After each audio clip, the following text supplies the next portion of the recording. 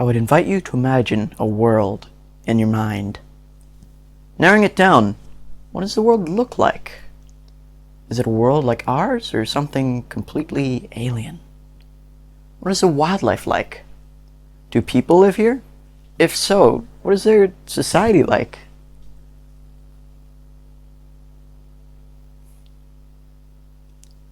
You've just engaged in what I like to call world building. Now, from Ursula K. Le Guin to Brandon Sanderson, the legacy of George R.R. Martin, stemming back 85 years to the gargantuan pet project of John Ronald Reuel Tolkien. Storytellers have been world building for a while. Many of their books we all know and love, from the Stormlight Archives to the Lord of the Rings. The stories we remember, but the stories wouldn't exist without the settings. Middle-earth, Narnia, Earthsea, Fantasia, Hogwarts, all of which have become culturally ubiquitous, all of which prop the stories up in a way no other settings could. And to prop them up, audiences needed to suspend their disbelief, to be immersed. And to immerse an audience, one needs to world build. Now, what is world building? It is for writers both the backstage crew and the set pieces, the clothes on the characters and the throwaway lines of dialogue.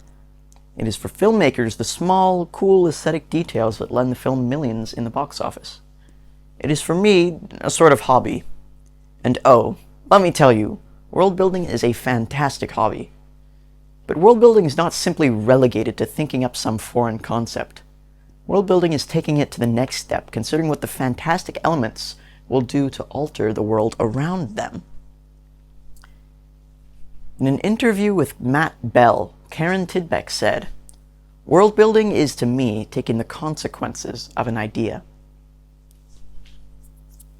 When George R.R. Martin wrote A Song of Ice and Fire, he world built Westeros, a gritty and realistic land of vaguely European houses, or powerful families, united under one large kingdom, and he needed it to make sense for how people met their needs. Food came from the Reach, a vast, largely agrarian land in the mid-southeast. Casterly Rock was a financial superpower, seeing as it had vast deposits of gold, and financed a lot of the wars and infrastructure found throughout Westeros. Because of this, the Lannisters who live in Casterly Rock project a lot of power and influence. World building is a way to immerse the audience, make them feel like they're in a real place, and for some people like me, it is simply an enjoyable creative outlet. It is important to note, as well, that not every author knows about world building. A lot of authors do it without knowing that they're doing it, and world building has certainly been around in stories since before there was a name for it. It is only quite recently that world building became a popular subject amongst literary circles, especially on the internet. Tying into that, if you want to learn more about world building, you can of course find lots of world building advice and resources on YouTube or over forums. Be warned though, some of the world building YouTube channels take on a very informal approach to educating their viewers and can host quite crass humor at times, so, be forewarned. Over the course of the spring break, I taught myself video editing in order to make a video about world building. I learned Final Cut Pro through experimentation and Google searches, and continued the project through the quarantine. Here is a trailer for the video I made. Have you ever heard a story and thought about the setting and the way its depth carried through? How it felt like there was a world behind what you were shown through lamplit pages or the silver screen, like there were a million other stories beyond what you saw. Now, have you ever thought of making something like that, where you could create new laws of physics to introduce an audience to the floating isles of Pandora? Tell people of the cultures of the Gelflings. Create your very own rock biters and luck dragons. Well, to keep it simple, world building is the process by which a person creates a world in their imagination. World building is giving life to the sense of the world beyond the page or the screen, letting things take their own form and suspending the disbelief of your peers to show them figments of your very own wildest imagination. In this workshop, I'll give you a rundown on how to world build, from fundamentals to building your own from scratch. I'm going to take you through geology, map-making, culture, politics, trade, and magic. Welcome, my friends, to the art of world building.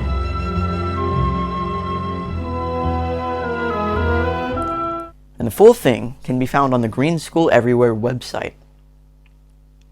The main reason I did this video is I wanted not only to spread world building far and wide for my own sake, but for the sakes of everyone I've spread it to, too. Let me explain. Now, I think world building can actually significantly help people, which is part of the reason why I did the video. Since it is such a niche subject, I don't really have any statistics on this, but I believe from personal experience that the activity gets you to think more objectively about the world around you.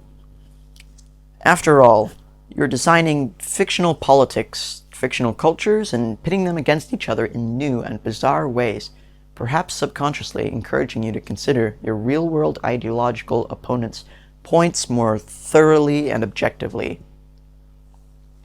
From day-to-day interactions to politics, this is going to help you and your relationships significantly.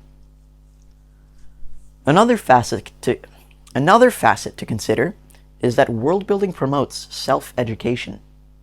Think about it for a second.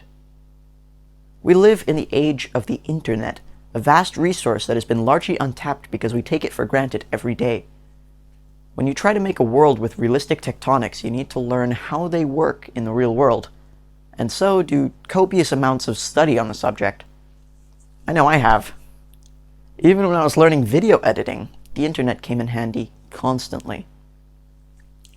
As a result, you become more well-versed in a massive plethora of subjects, anything from architecture to wool spinning to biology to space travel.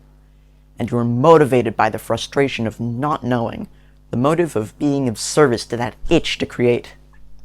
I've met people online interested in the hobby from Trinidad to China, from New Jersey to the Netherlands, all of whom learn every day through discourse and self-education. My quest project was quite something to tackle, as I was stopped short in my original project by this quarantine, and I had to start nearly from scratch. I'd like to thank David for helping me with this very speech you're hearing right now, my dad for giving me the idea to make a video and getting me set up with everything I needed to start editing, Andre for helping me as a mentor teacher and big time assisting with the preparations for giving the talk I originally planned on doing, as well as managing my quest group and giving me goals for this speech and this project. That's all. Thanks, everyone.